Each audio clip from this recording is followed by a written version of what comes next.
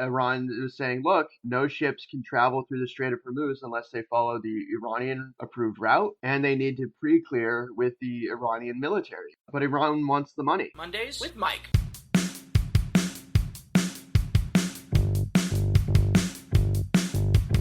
Mondays with Mike.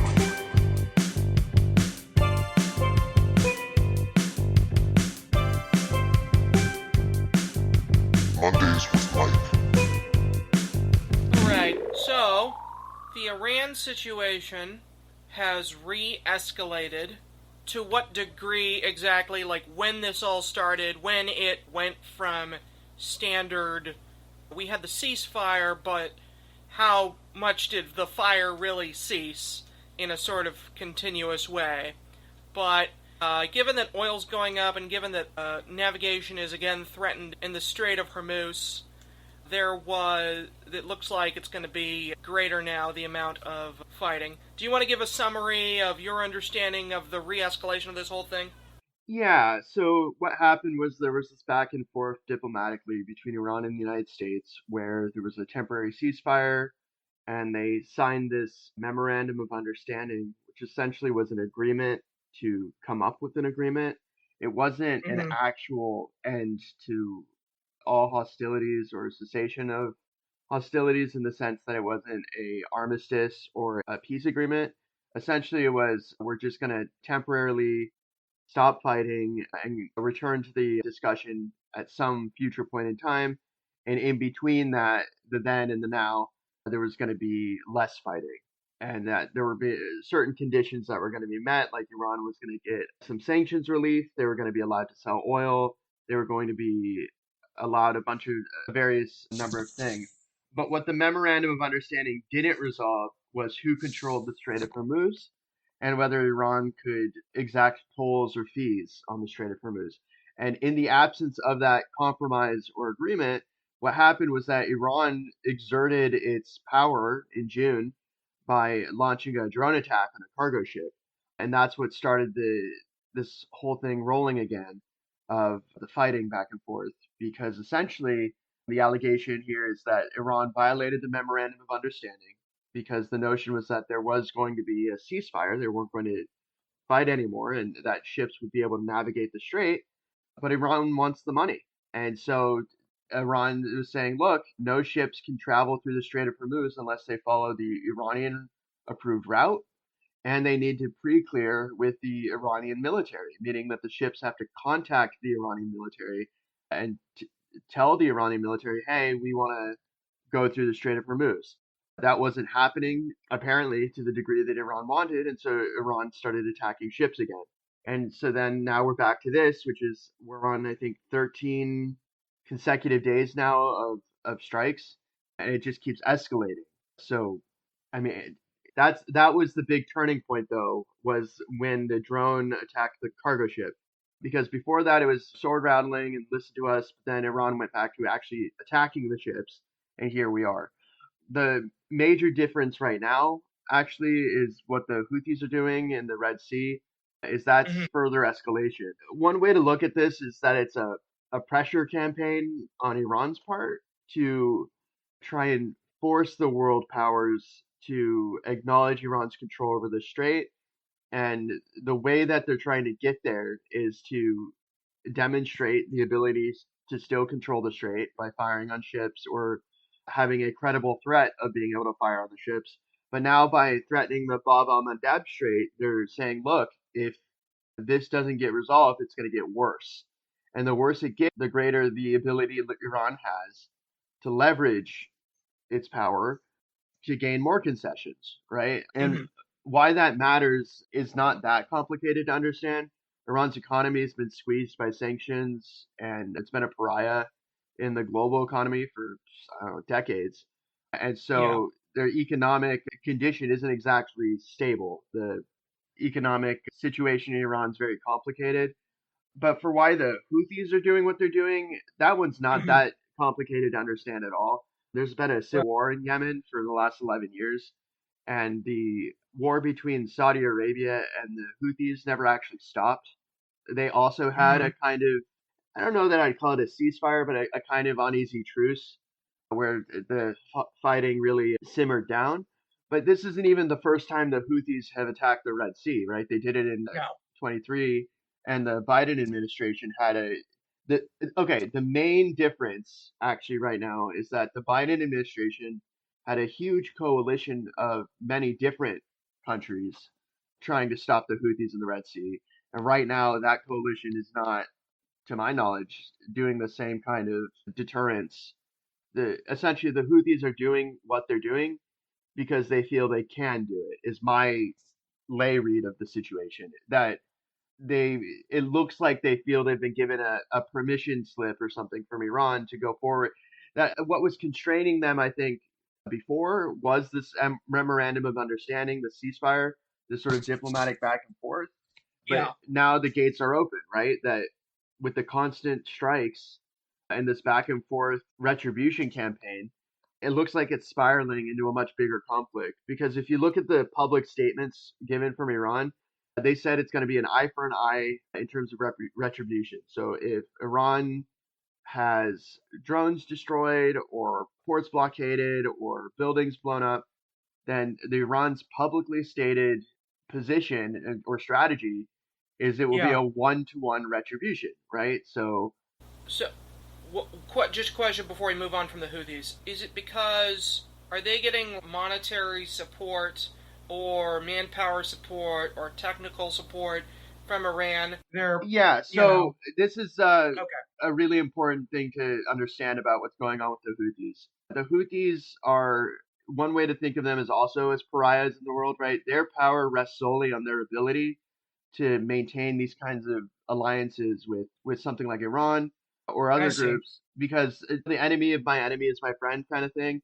Saudi Arabia and Iran have had a long disagreement over a variety of things, and this is Yeah. one way that look, it's a little strange. Going all the way back to Ali in Islam. It goes a really long way back, but the way Iran fights wars is actually very similar to the way the United States fights wars in the modern era, is that they use these proxies to create a buffer around Iran. So it creates this sort of shield, like a bubble, so they don't actually get invaded in a ground invasion, because they always keep the people they're fighting at a sort of safe distance. And the way they do that is through the Hezbollah in Lebanon, the forces in Iraq, the Houthis in Yemen, and it's a long list, but this is why, remember in the memorandum of understanding, I was like, there's 11 points, and one of them was a little strange, where they're saying don't attack, the fighting in Lebanon has to stop, the fighting in Iraq has to stop, the fighting in, the reason why is that's the way Iran fights, is that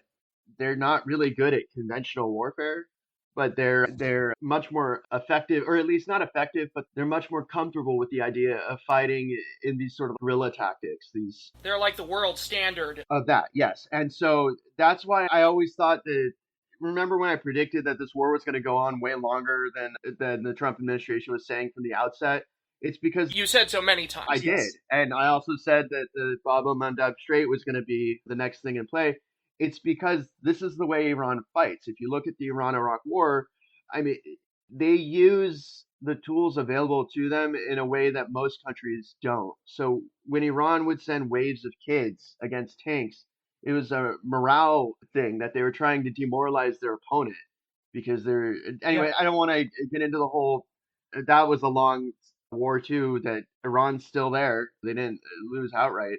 But the point here with the Houthis is going, I know I went on a bit of a tangent, is that, remember we talked about how the world economy, there's three types of economies. There's the legitimate economy, right? The everyday transactions, money, currencies, etc. People do jobs, they get paid.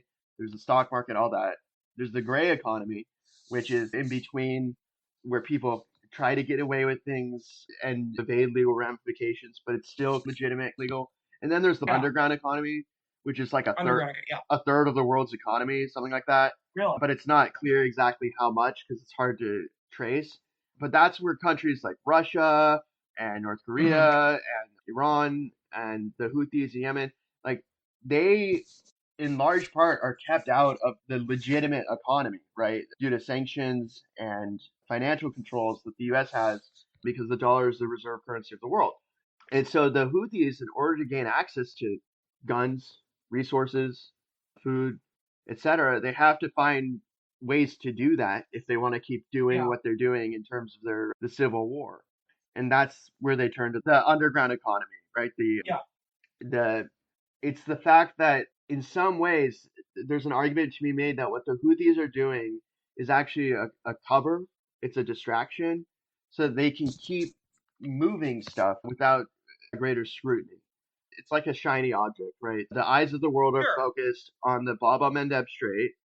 They're focused on the credible threat that the Houthis are making to stop Saudi Arabia oil and ships and tankers. In the meantime, what it does is it drives up the value of oil and a bunch of other stuff that Iran directly benefits from, right? Because Iran sells. That's why the blockade is important, actually, against Iran, is because by stopping the ships from leaving the ports in Iran, it severely limits the ability of Iran to make money in the underground economy. They're trying to evade the legitimate banking world because that's the strength of the superpowers, of the hegemons, of NATO, of the West, is that they have an ironclad control over the legitimate markets of the world, right? They control the money flows. They decide who gets to bank, who gets to buy property, right? So if you look at some of the threats that Trump's making, one of the threats that he's making is that if Iran damages ports, ships, buildings, that the money that the United States currently has, that is Iran's, from the sanctions or the money that was being discussed that was going to get unfrozen and given to Iran, remember the billions of dollars? My understanding of what he's saying is that it's going to be seized essentially and used to pay, for the damages. So from my perspective, what it looks like is that already Iran and the Houthis and these other groups, they don't have access to all that much money and resources in the legitimate economy. So they have to find avenues if they want to even succeed or survive in non-legitimate economic ways. And that's where they're doing the stuff to create avenues of opportunity. It's actually very similar to piracy. So essentially they're putting the world at ransom. They're saying, look, if you don't accede to our demands, whatever those demands are at the moment. Right now, it looks like Iran wants control of the Strait of Hormuz, and Houthi is essentially demonstrating support of Iran by helping them exert greater pressure and create more leverage. So it's all about showing a credible ability to affect the world economy. So Iran demonstrates that they can stop ships from moving through the Strait of Hormuz. So everything comes to a grinding halt. If the Houthis are able to demonstrate that they can stop ships going through the Bab el-Mandeb Strait, now we're getting up into the big numbers. A fourth of all container ships go through the Bab el-Mandeb Strait because of the Suez Canal. There's a huge amount of money and trade on the line if this isn't solved in a way that opens these things up. And this actually goes back way back when the Iran war started, where we're saying, look, this coalition of countries probably has to happen at some point because the international law is unambiguous. These are waterways that are supposed to be open to everyone. Yeah. And that these countries are trying to exert this kind of power in this way should be an affront to all developed countries worldwide because they're all affected by it. There's going to be gas shortages, food shortages, oil shortages, and the ramifications of those are far reaching, right? So think, for example, dealing with wildfires. If the planes run out of fuel to drop the fire retardant or water on the wildfires, then those things can spiral way out of control, right? Because one of the significant ways to fight wildfires is to drop water in places that can't be reached by trucks or on foot. If you can't do that because the price of jet fuel just doubled, that becomes a whole different kind of problem, right? Because it's the crisis point where wars get started when there's conflicts that can't be resolved through diplomacy. So if people run out of access to food, if they run out of access to water, if they run out of access to arable land, and the things that cause that to happen are wars and natural disasters. But what affects the response to natural disasters is the availability of fuel, right? Because you need to be able to get from where the stuff is to respond to natural disasters to where the natural disasters are. And this is a little bit complicated, but that's going to get worse if this doesn't get resolved. Because Yeah. it's not just, I know it's strange to think about it, it's not just the price of oil, but it's literally the availability of oil. Now Right. it's a finite amount, and there's only so much of it available on Mhm. the market. If everybody's all vying for the same pot of oil out of the available pool, at some point, if they can't get the oil to the refineries, some parts of the world are just going to run out of gas. They're going to run out of oil, and it's going to become a real serious crabs in a bucket thing. The countries are going to come into very serious conflict with each other over just how much money they're willing to pay when all their cars come to a grinding halt because they can't drive, Yeah. or people can't fly in planes anymore, or ships stop running. This is making a little bit more sense to me now that you've explained it. So, it's like the U.S. can theoretically, like, we can bomb them, they can't really bomb us, hopefully. And so, we have the ability to say, if you do X, the bombing will continue. But so it's kind of like rock paper scissors. But what we don't have the ability to effectively do is ensure navigation, ensure freedom of navigation. And given that we don't have the ability to ensure freedom of navigation, that's what Iran and their allies can do to fight us and to stay in power. And Yeah. Okay, so let me tell you the gamble that Iran. Mhm. Technically, the United States does have the ability to stop this all tomorrow. Hmm. Really wanted to. it's not nuclear, is it? There's two options. There's two Yeah. options, right? One is nuclear, but the gamble there is that the risk is so great of the use of those weapons, the U.S. isn't going to do it. I would agree. That's a pretty, in terms of risk assessment, the chances are so infinitesimally small that probably not going to happen. The other Mhm. thing would be a full-scale ground invasion, right? Similar to World War II. Because this happened in World War II. Or The Allies okay. in World War II invaded Iran. They invaded it with thousands of troops and a whole lot of tanks, and they took over the country during World War II because they needed it for supply routes and a whole bunch of other stuff. So it's happened. There is precedent for this, and it's happened before. It's just that the gamble that Iran is taking is that the costs are so severe and so steep that the United States is more comfortable with this bombing campaign because the costs aren't that great compared to the Yeah. it's a whole political calculation. So the United States is against the clock because the Republicans are trying to maintain their majority and it's the midterms, and so they have a unique outside pressure to keep the price of gas down, keep the price of food down, because affordability is an issue. The American public are just not Yeah. comfortable with the idea of the price of gas doubling, or the price of So food doubling, or the price of as Yeah, as we talked about in a previous podcast, Senator Cassidy of Louisiana, and Trump had that blow up behind closed doors. But wasn't the blow up about the fact that the War Powers Resolution was asserted? But if the War Powers Resolution was still asserted, how are we still bombing? And the reason I interject to ask that is to say they're up against the clock. Is that part of the clock? no. So here's what happened, and this is probably going to get litigated at some point.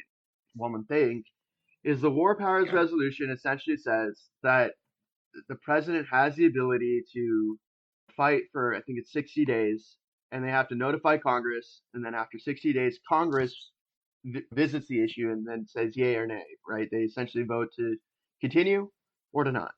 So what Mhm. happened is that notice did happen at the start of the war. The 60 days elapsed, and then they did this ceasefire thing, this memorandum of understanding, and they said, "Up, we're done, right? No more fighting." Yeah. And so then they came back and said that ceasefire happened, and the no more fighting happened, and the MOU happened. Technically, it stopped, right? No Mhm. more. And so now the Trump administration is essentially alleging that they can just restart the 60 days, right? That they give notice and that they could just go back to fighting for 60 more days without Congress weighing in. And Congress is saying, no, that's not how wars work. That's not how this whole thing goes. And so that's why they keep trying to pass these war powers resolutions, but they're not quite succeeding, right? That it's all symbolic because they would need to have enough votes to override a veto, and they don't. So even if Right. it gets passed, obviously Trump, I think, would Oh, I veto. see. Okay. And so this is one of those situations where it is really theater, because what can they really? And the main thing they can do is stop the money, and they're not. I don't know that they're going to do that. Who started it this time? Iran did when they used a drone to attack a cargo ship. They were the ones that violated the ceasefire and the MOU and got the ball rolling on the fighting happening again, because the agreement was that they would stop fighting. They didn't stop fighting, right? In terms of Trump's goals, he's stated publicly he doesn't want to be Herbert Hoover. So what he doesn't want to have is a Great Depression that collapses the world economy. So what would Right. cause a Great Depression that collapses the world economy? I'll give you a list. It's pretty short. Global thermonuclear war would shut down all world economies in a day. Mhm. Everybody would stop trading. We'd all hide. It would blot out the sun. If it's big enough, it would create a nuclear winter that would blot out the sun, kill most plant life within 10 years, poison the air and the water, and make life very difficult for everyone living on Earth. The calculus is pretty straightforward for that most countries with nukes just don't want to ever use them in actual conflict because the damage is so devastating and it expands Yeah. far outside the battlefield.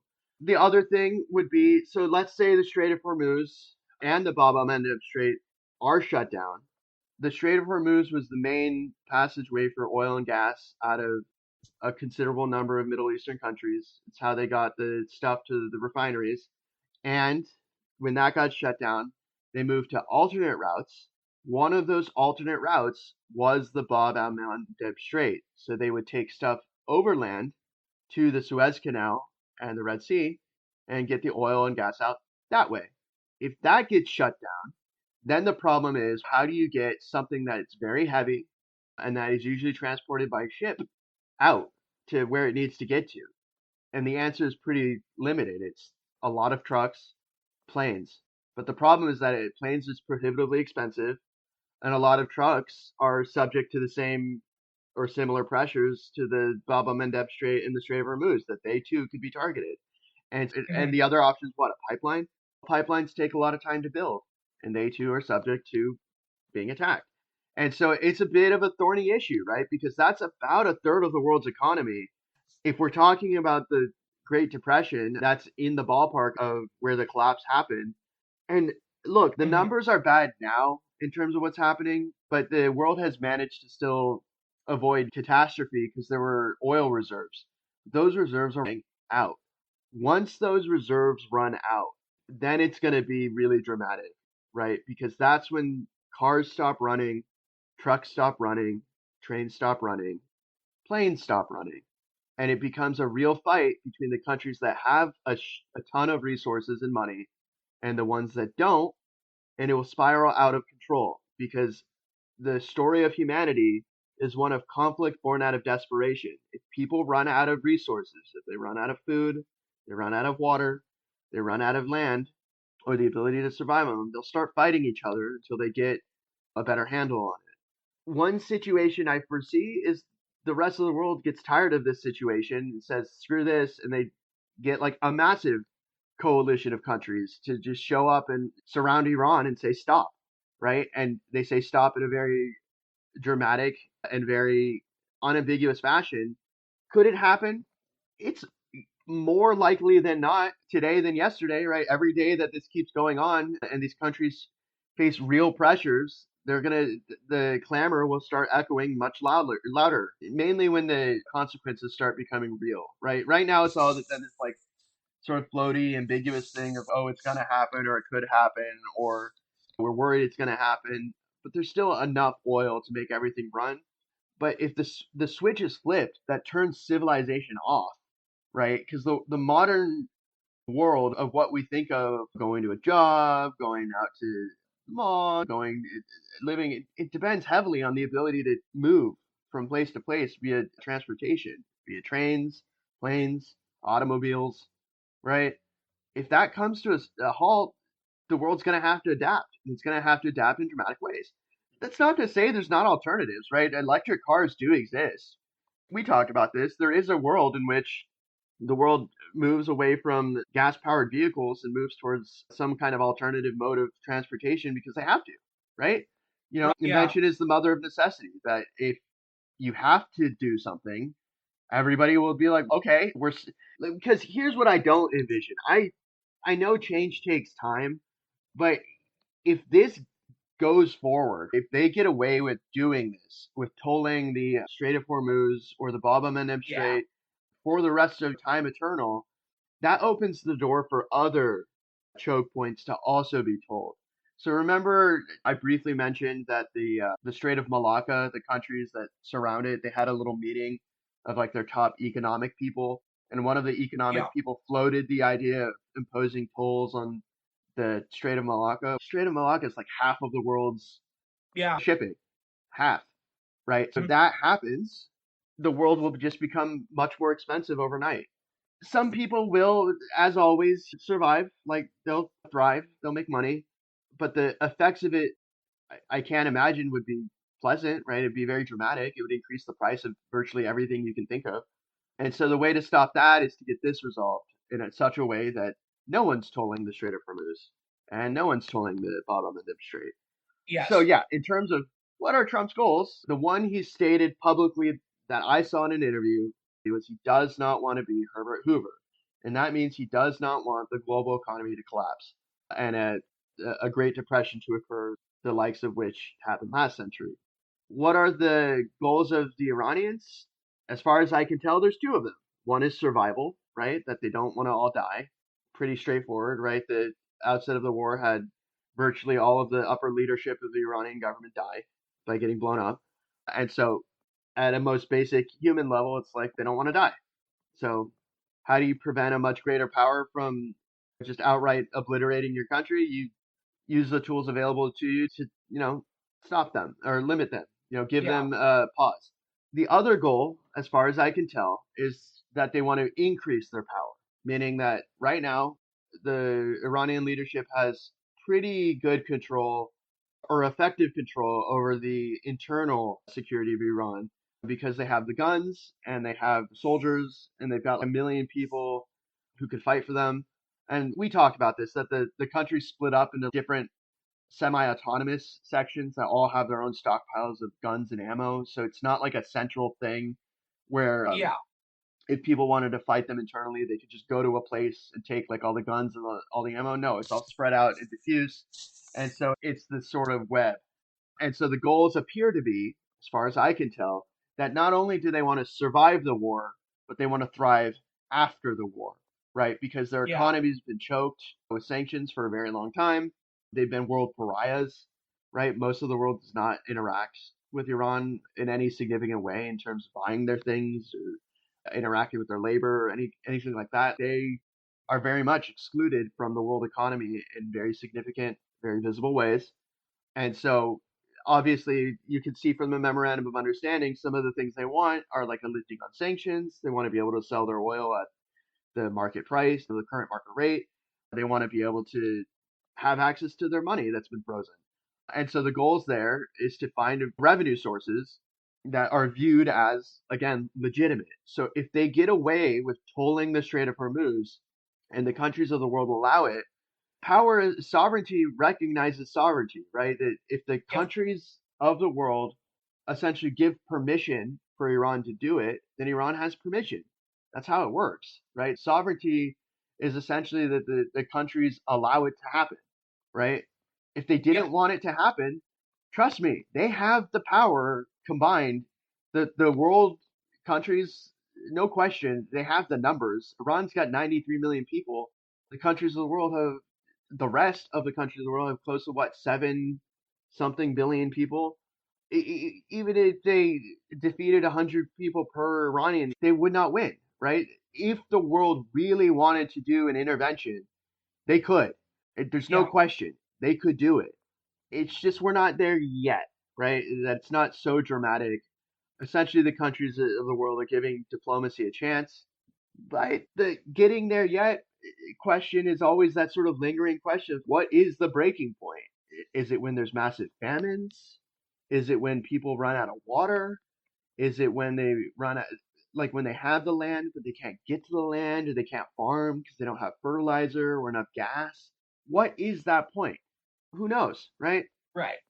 But what I do know is that there is a point, unquestionably, in that there are tools available to the world that they're not utilizing, especially through the UN, that they 100% could. The Security Council is the body that could approve an intervention, and they could use the argument that, look, I know this seems a little esoteric, but if what Iran is doing causes a famine that threatens 1 billion people with starvation, for instance, Yeah. there's a very straightforward argument that can be made that for humanitarian reasons, to prevent a crime against humanity at that point, because look, it's an artificial constraint. Iran only has Yes. so many boats and so many drones, right? If they want more boats or more drones, they either have to make them or they have to buy them. Guess who has more boats and more drones and the ability to both make more drones and make more boats that Iran just doesn't in terms of industrial rest of the capacity? world. The rest of the world, right?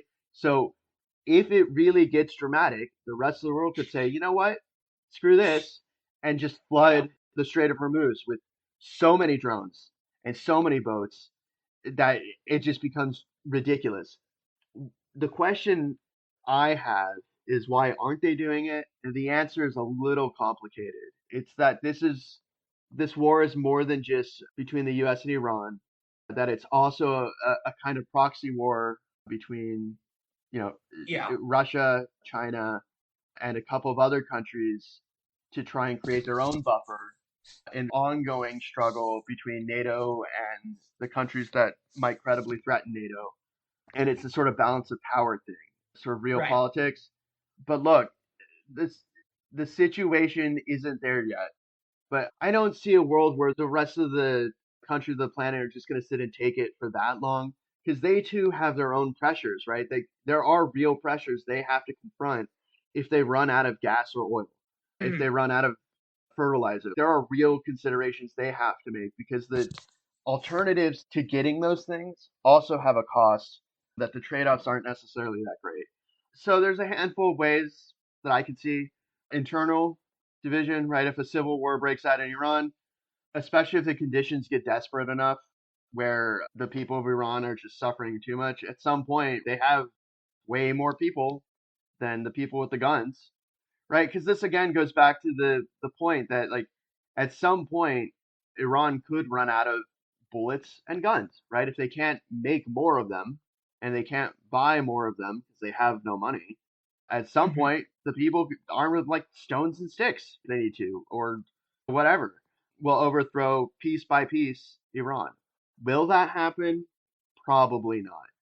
Could that Right. happen? Absolutely. Right? It's not like the rest of the world is inexperienced at figuring out how to support partisan movements.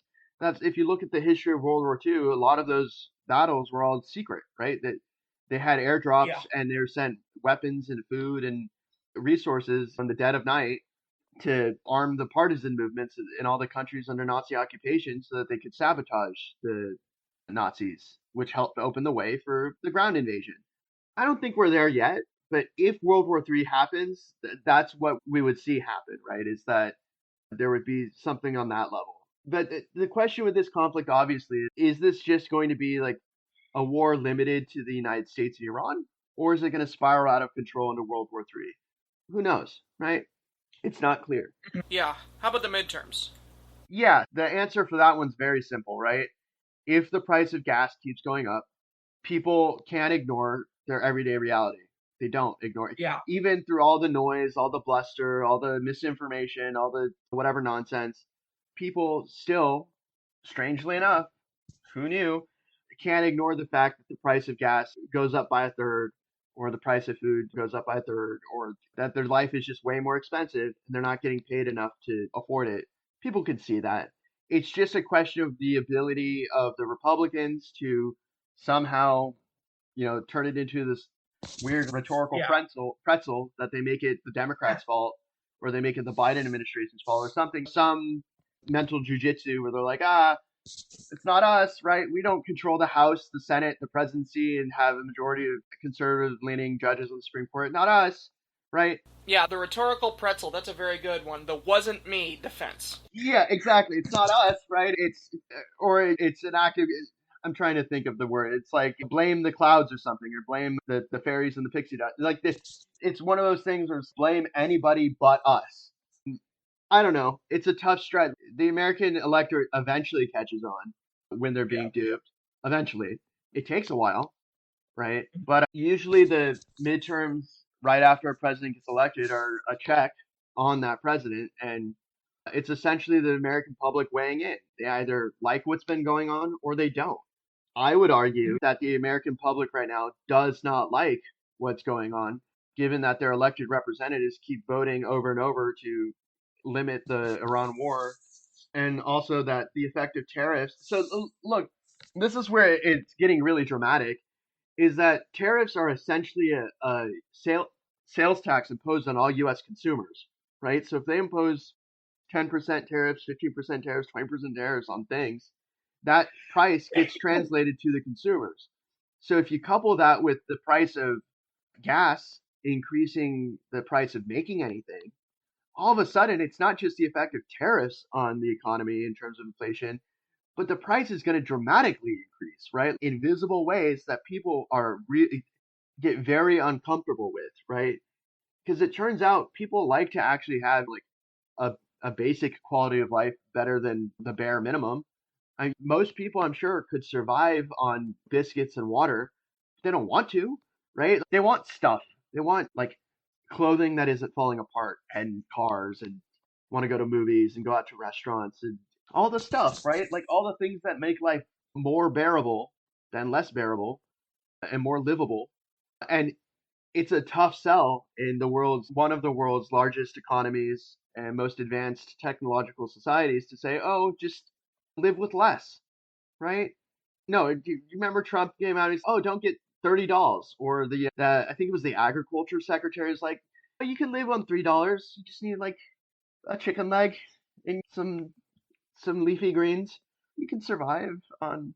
Yeah, you go to Costco, split up a rotisserie chicken with some other people, and just eat beans and rice other than that. Yeah. Exactly. All these like kind of tone deaf things where they're like, just live on beans, yeah, beans and rice, or live on ramen for the next year. Well, in the meantime, if you look at the publicly stated financial disclosures, like they're raking it in. Trump made like $2 billion or something in his first year. Why? While the American people are not making all that much money, some people are making out with a lot of money. A lot of money. And if you look at the trades, the stock trades that are happening that are affecting the market because he can, some of those are timed in such a way that, anyways, the whole point is that there's like a two-track economy, right? There's the people who are making an exorbitant amount of money and they don't care about the price of anything because they can afford whatever they want, right? Why get one yacht when you can have 10? Why get one submarine when you can have 5? It reminds me actually of Paul Allen. At one point, I made a joke where he had 2 yachts with both helipads and submarines, and so he'd take a helicopter to his other yacht, so he could take a submarine to his other yacht. It's like, why do you need 2? You got to be in 2 different oceans at some point in life. Why bring your yacht all the way over to the other ocean? You just have 2 sitting there. But anyways, the point is they have so much money that they are insulated from the effects of the economy when these prices go up so much. And so that's where you get Trump saying, "Oh, affordability is a hoax and it's just a blah blah blah," all that stuff.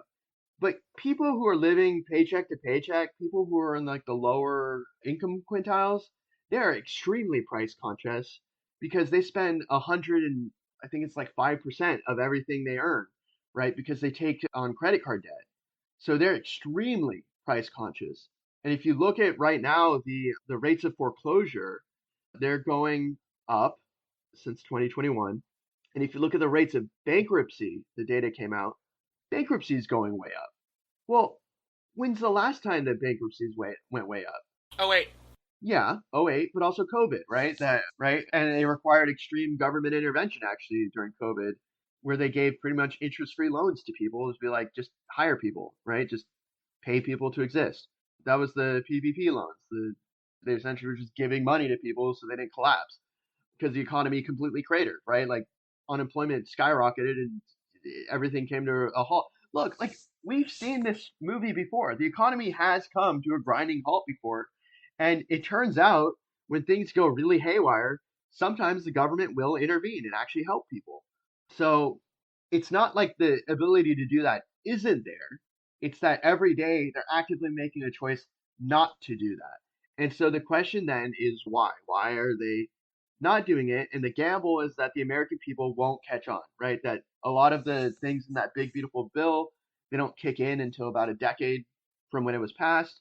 The like $1 trillion in cuts to Medicaid and some of those other cuts, like you don't see them in the immediate, and so you don't feel them until after the Republicans are out of office. But the problem with this Iran war and the situation that's ongoing on a day-to-day basis is you see it because gas prices are publicly visible every day. You feel it because you have to pay to fill up your car with gas. Emotionally, I think people really feel it when they try to go and eat their favorite food or try to get some hobby that they used to play or go see a movie and they can't, right? Yeah. And they stare at the wall and they go, I'm working, right? I work and I work, but everything's gone up. The rent's gone up. The price to exist has gone up. Food's gone up, right? All these prices keep going up. And what do I do, right? And one thing that people do to vent their frustration is that they turn out to vote. And they say unambiguously to the representatives, look, fix this, right? It's a mess. Fix it, right? I can't fix it. I, your regular voter, can't just do it on my own, but you can, right? Congress, Yeah. you have the power. So the answer is very straightforward. If this doesn't get resolved, if the Houthis actually exert power of the Bab el-Mandeb Strait and the price of gas continues to skyrocket, it's at some point it gets baked into the cake that it won't go down before. If the price of gas is higher in November than it is now on election day, I predict the Democrats will take the House. They might take the Senate, and it's not going to be close. It's going to be a very dramatic thing. Like the Republicans are going to get the boot, right? They're going to get voted out. Unless, of course, they come up with some magical way of making it the Democrats' fault, and the Democrats just sit there. It's not really us. It's not. They're passive. It's the one thing that Republicans do have. I'll give them this is message discipline. So if they latch onto some kind of message, they're like that they figure out how to make it work. Everybody will say it all the time on every possible media platform. The Democrats are having a bit of a struggle right now with the progressive wing of the party. You saw this in New York and with the Democratic Socialist candidates winning the primaries and getting money. And that there's a bit of a, I don't know that I'd call it a schism, but there's certainly a major disagreement between the sort of corporate wing of the Democratic Party and the ones that want vast sweeping change, right? I would call it a base revolt, yeah. Sure. There's incrementalism, big sweeping change. A New Deal or piecemeal. Because remember, the New Deal, FDR, big sweeping social safety net programs, right? The CCC, the WPA, just huge amounts of resources to just make sure people could work, could survive, could exist. We're not there yet in terms of, if anything, we're backsliding, right? That a lot of those programs that were put into place from either Lyndon B. Johnson or FDR, like they're going away. That's what Doge was, and that's what the defunding stuff is. That all these programs explicitly put into place to be anti-poverty programs, right? To stop people from sliding into extreme levels of poverty, into a level of precarity that we haven't seen in this country in, I don't know, a century, right? Since the Great Depression, right? Long time. Long time. Social Security, food stamps, like these are things that were put in place to help the very poorest of the poor. And if those go away, we're still going to look, we still have one last card that the U.S. plays as a welfare program, and that's incarceration, right? We subsidize the living standards of everybody in prison. We pay for their food. We're required to give them medical, dental, housing, right?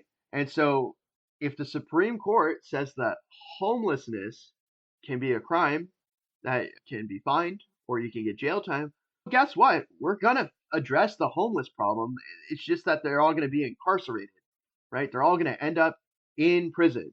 We still pay for that, right? It's just way more expensive per person in prison to pay for them every day than it is to just give people somewhere to live, right? It would be way cheaper to just find whatever the not like impossible to live in, like a right to housing. Like somebody can live in 4 roofs, a wall, water, a bathroom, right? Very minimal, very small.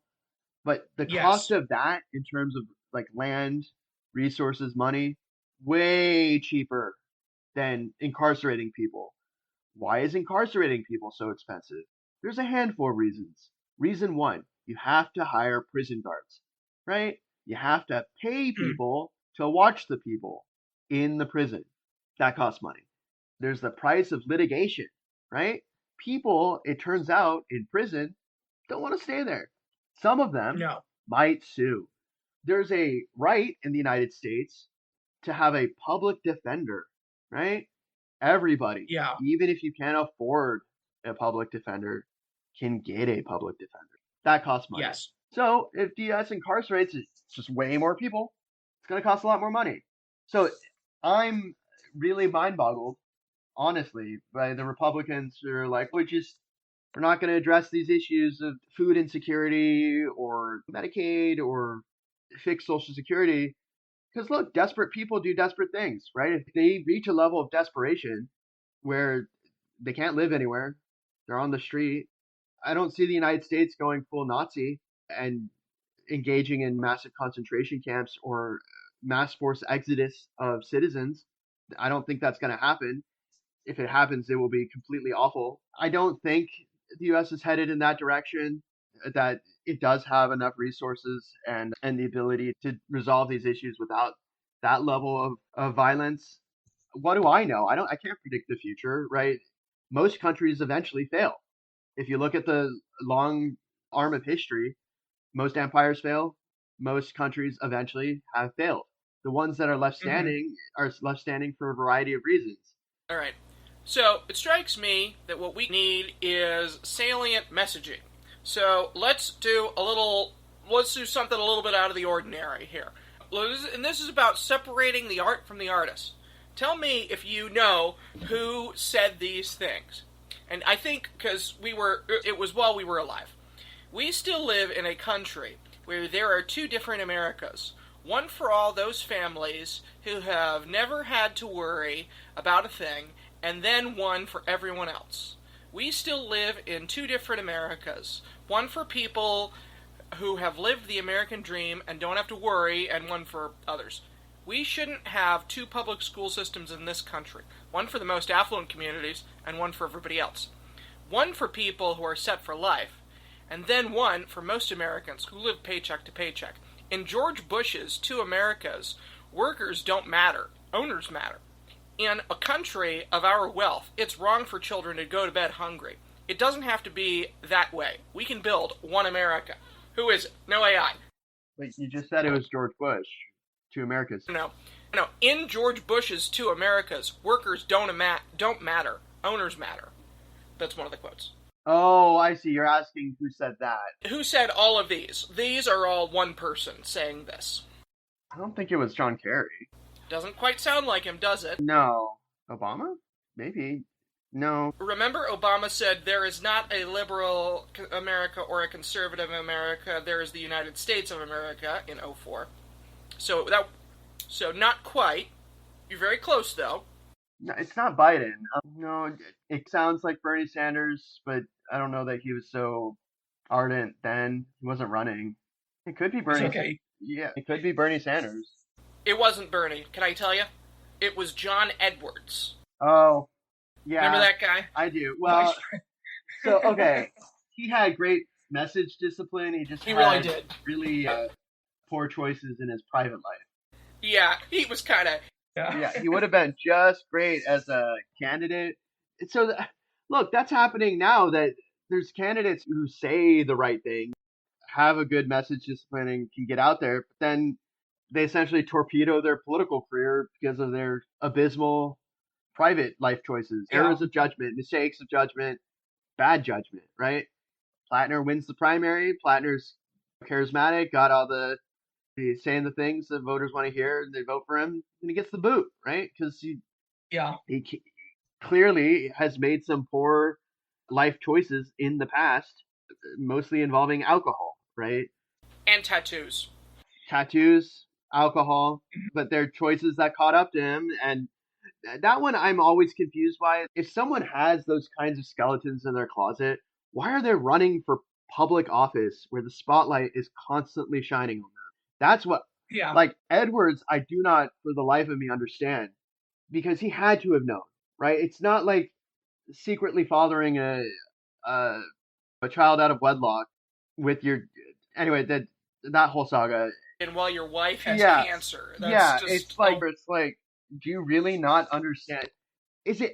It might be pride or arrogance, like that he just thinks he can get away with it. I think he was just one of those people who was a really good talker his entire life, and also happened to have something antisocial. And I don't mean like antisocial like he's gonna hurt anybody physically, but antisocial like he just thinks that nothing applies to him, that nothing should limit him. Sound familiar in terms of a lot of politicians? But I'm just struck by the messaging, because when you said something like two Americas and it just rung a bell in my mind, and I'm like, I've heard that before somewhere. Yeah. And it was Edwards. So he's not okay. He's not the only one who's mentioned two Right. Americas, but in terms of what's going on right now, yes, Edwards is definitely one of the people in the past who have mentioned two Americas.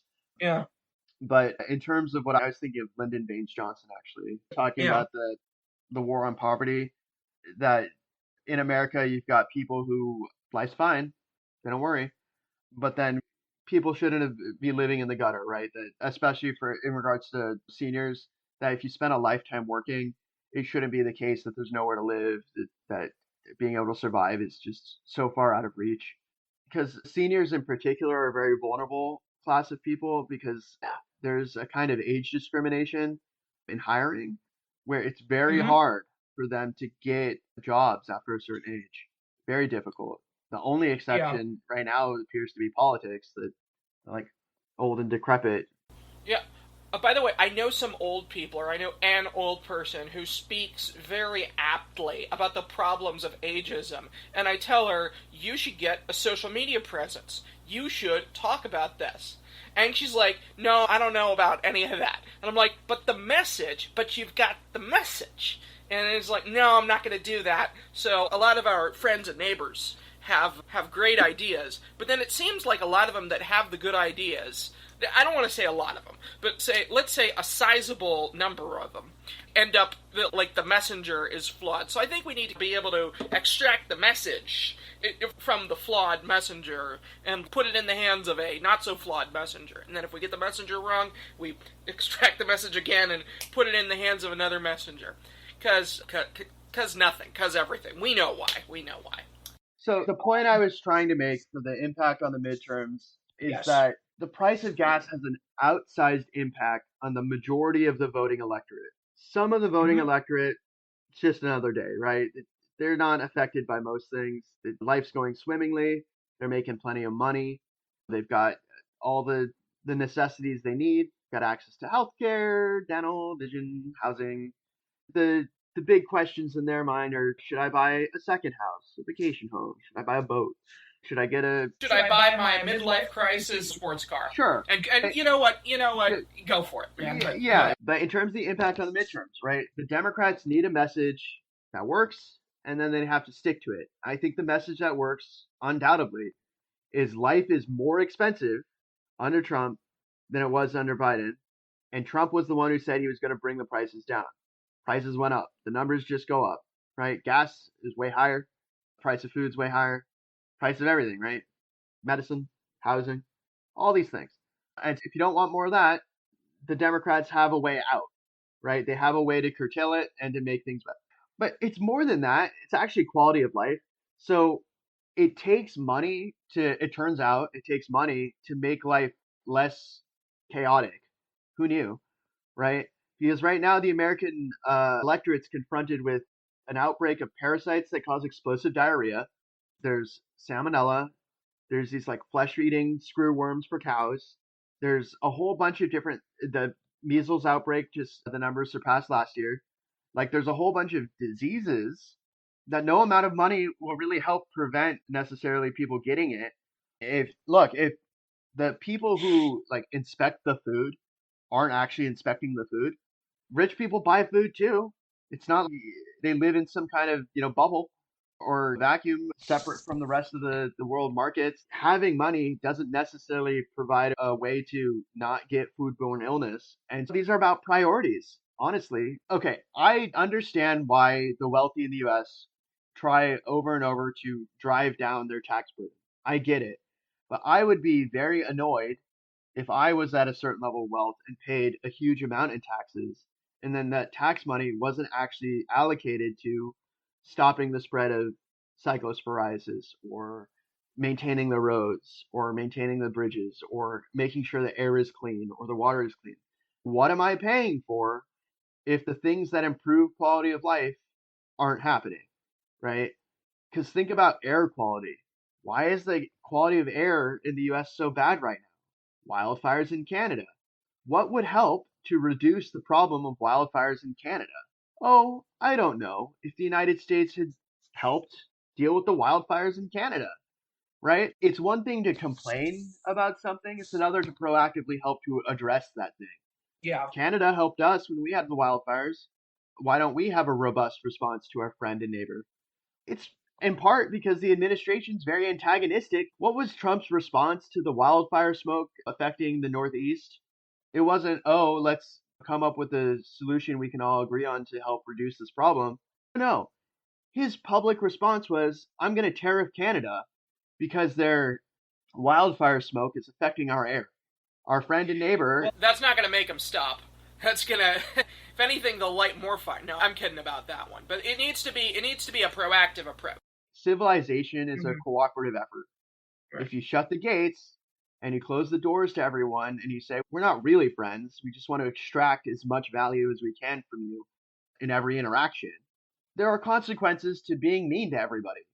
Anyways, the point is that there's so much more that we could be doing. The country has an incredible amount of resources and manpower. Look, one of the things that caught my eye is that there's more people out of the labor force right now than there was during COVID. There's 107 million people out of the labor force. The numbers just came out. I know, we gotta fix that. Yeah.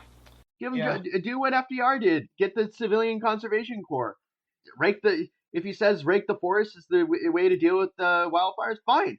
Hire millions of people to rake the forest, right? Indeed. Everywhere. Yeah. All the forests in the U.S., all the forests in Canada. Why not, right? We have enough people sitting around not working, right? I'm sure some of them, given the opportunity, would be like, I'll rake forests for 15 an hour, 20 an hour, whatever you're going to pay me. I'll do it. Why not? Yeah. Like, it's a thing. But no, the Trump administration has this antipathy to government work, right? To paying people to do jobs with this notion that things are just going to get done by what? The private market? No way, right? This is not some Adam Smith invisible hand of the market going to solve wildfires. No way, right? That's all hands on deck, deploy thousands, if not millions of people to deal with issue, right? Yeah. Because it's a numbers problem. The amount of land we're talking about is just so vast.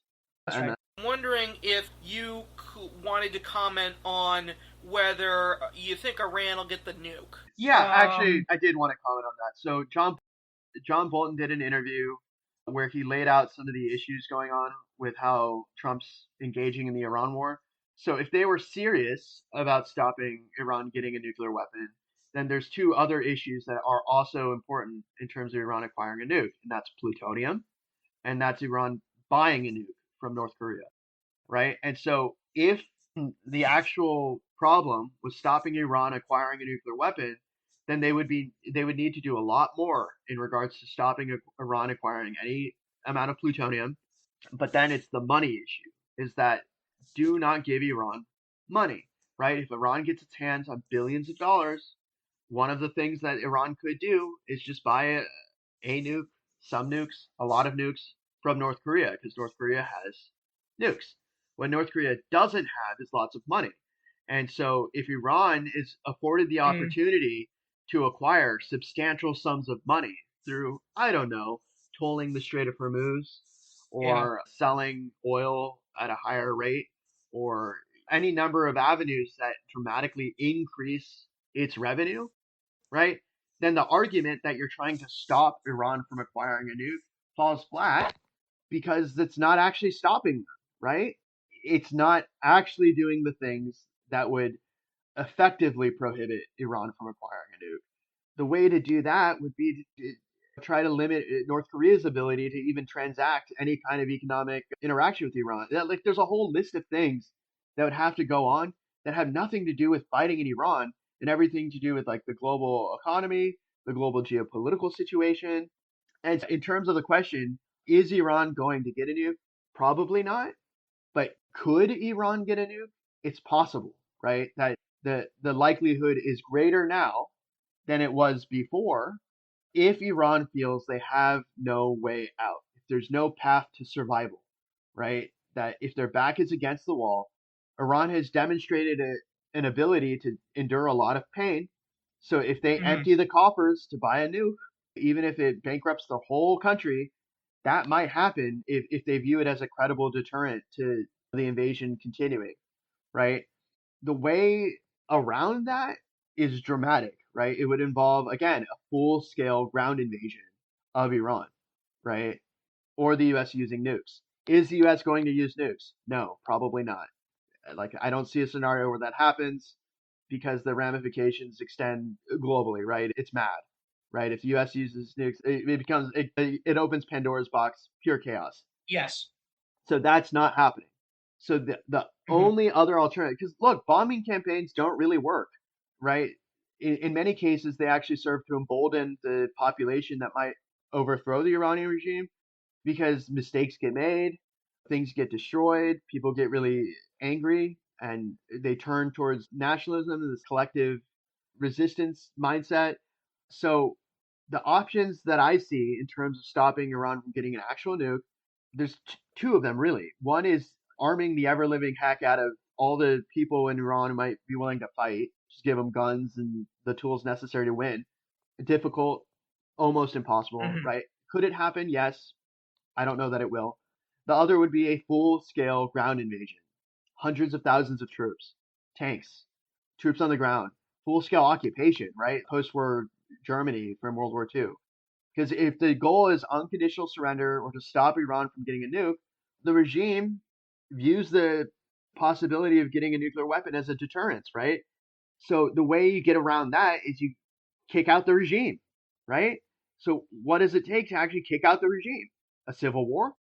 Or actually deposing them, actually going in with troops and kicking them out, right? That's it. Yeah. I don't see a scenario because look, they already tried to destroy the entire leadership of Iran. They did. There's still people there who are leading, right? Yeah, and they're not just a headless chicken. It's a whole country of 80 million people. There's lots of people. Yeah, 90. And lots of leadership. I think, it's 93 million. But yeah, they're not they are not Venezuela, okay? They're not motivated only by money. They're motivated by an ideological commitment to resistance. And those are very scary people, right? Because people who are driven by dogmatic religious beliefs are willing to go to lengths that are very uncomfortable for the world in terms of just how much pain they're willing to take. War is terrible, and it's more terrible and harder than you think. Mondays with Mike.